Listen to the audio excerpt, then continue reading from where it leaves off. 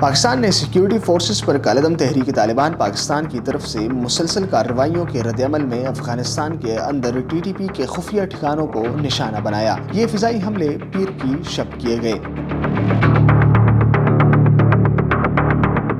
ان حملوں میں افغان صوبے پختیکا اور خوست کے علاقوں کو نشانہ بنایا گیا۔ وزارت خارجہ نے اپنے بیان میں کہا کہ آپریشن کا ہدف حافظ گل بہادر گروپ سے منسلک دہشت گرد تھے۔ یہ گروہ تحریک طالبان پاکستان کے ساتھ مل کر پاکستان میں کئی دہشت گردانہ کارروائیوں کا ذمہ دار ہے۔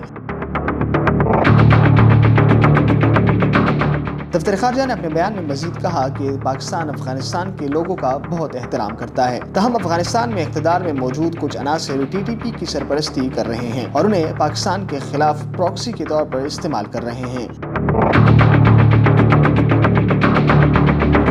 16 مارچ کو شمالی وزیرستان کے علاقے میر علی میں سیکیورٹی فورسز کی چیک پوسٹ پر دہشت گردوں کے حملے میں پاک فوج کے 2 افسران اور 5 جوان شہید ہوئے تھے۔ جوابی کارروائی کرتے ہوئے پاک فوج نے 6 دہشت گرد مارے، جبکہ شمالی وزیرستان میں انٹیلیجنس آپریشن کے نتیجے میں مطلوب دہشت گرد کمانڈر صحرا عرف جانان سمیت 8 دہشت گردوں کو جہنم واصل کیا۔ اسی طرح اپنا حق دفاع استعمال کرتے ہوئے افغانستان میں چھپے دہشت گردوں کو بھی واضح پیغام دیا گیا۔